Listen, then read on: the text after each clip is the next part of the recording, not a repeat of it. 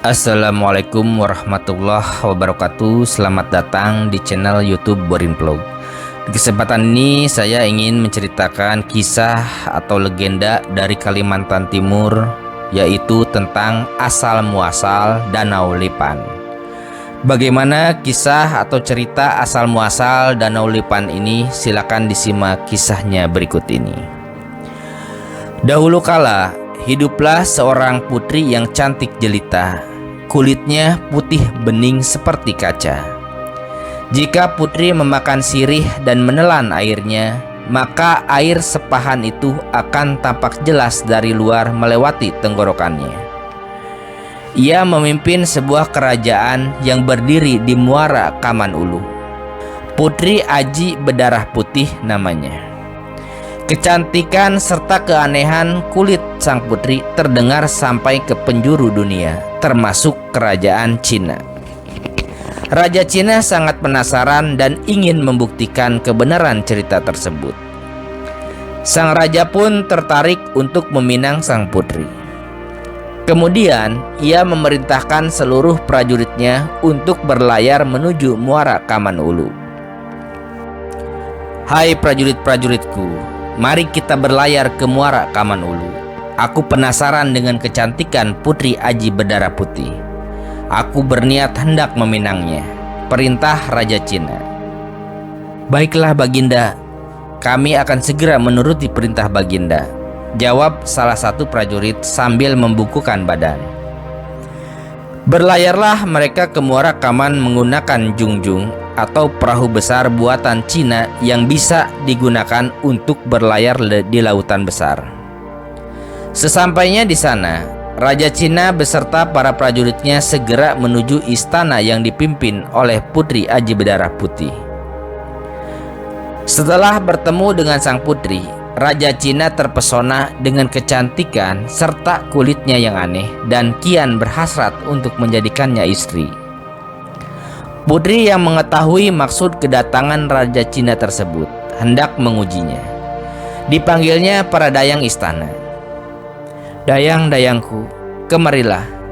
Hidangkan Raja Cina beserta para prajuritnya makanan-makanan terbaik istana ini," perintah Putri Aji berdarah putih.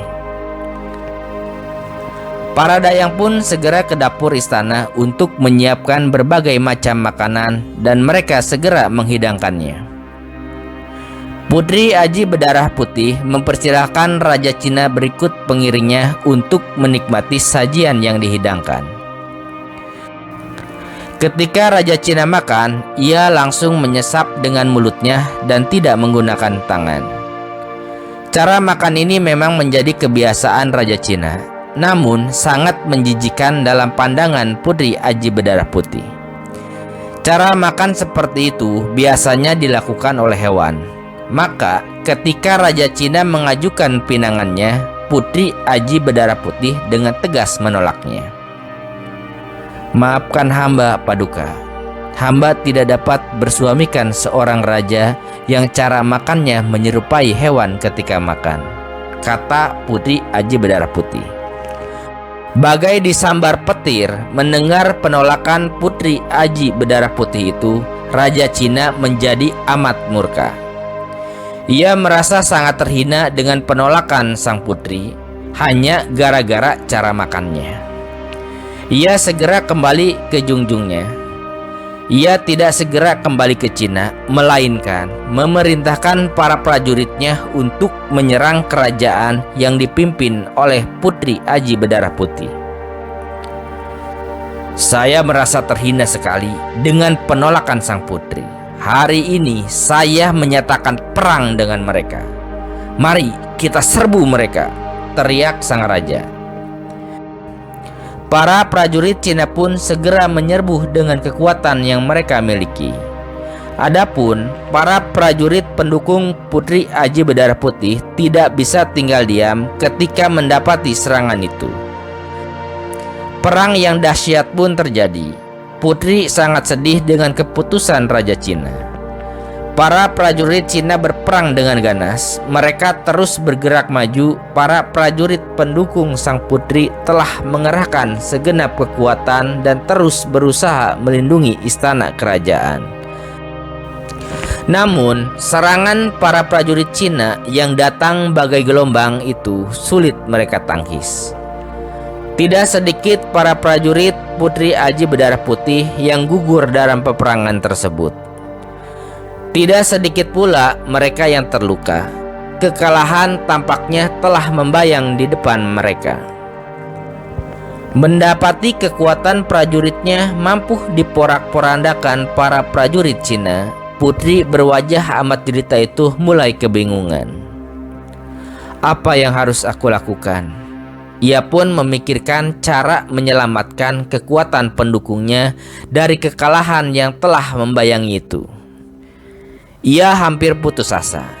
Ia pun berdoa, memohon perlindungan Tuhan.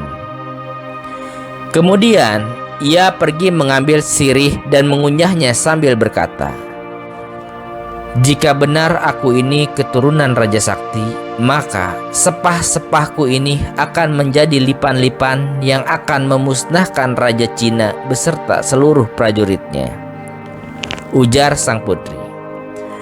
Putri Aji Berdarah Putih lalu menyemburkan sepahnya itu ke tengah-tengah para prajurit yang sedang berperang. Sungguh, keajaiban pun terjadi. Sepah-sepah yang disemburkan berubah menjadi ribuan lipan besar. Hewan-hewan itu terlihat sangat garang dan ganas. Mereka segera menyerang para musuh. Para prajurit Cina tidak menyangka mendapati serangan dari hewan-hewan aneh tersebut. Kekuatan mereka akhirnya porak-poranda setelah gigitan dan sengatan lipan-lipan besar itu dan menimbulkan korban yang sangat banyak di kalangan mereka. Raja Cina akhirnya memerintahkan prajuritnya yang tersisa untuk kembali ke Jungjung atau kapal mereka. Mereka akan meninggalkan wilayah yang sangat mengerikan tersebut. Akan tetapi, ribuan lipan ganas itu tampaknya tidak membiarkan mereka melarikan diri. Ribuan lipan besar itu terus menyerbu hingga memasuki kapal mereka. Raja Cina berikut para prajuritnya terus berusaha melawan, namun tidak berdaya. Akhirnya, Raja Cina beserta seluruh prajuritnya mati mengenaskan. Jungjung atau kapal mereka pun ditenggelamkan oleh lipan-lipan ganas tersebut. Dalam waktu yang bersamaan, ketika Raja Cina dan kapalnya tenggelam, mendadak Putri Aji Berdarah Putih menghilang secara gaib. Kerajaan yang dipimpin sang putri juga turut menghilang. Laut tempat Jungjung yang tenggelam itu juga mendadak berubah menjadi sebuah daratan yang luas. Daratan itu pun kemudian disebut Danau Lipan. Nah, seperti itu kisah asal-usul Danau Lipan yang ada di Kalimantan Timur. Terima kasih sudah menyimak cerita ini di channel YouTube Borin Vlog. Silahkan simak kisah atau dongeng Nusantara lainnya yang ada di channel ini. Terima kasih atas perhatiannya. Assalamualaikum warahmatullahi wabarakatuh.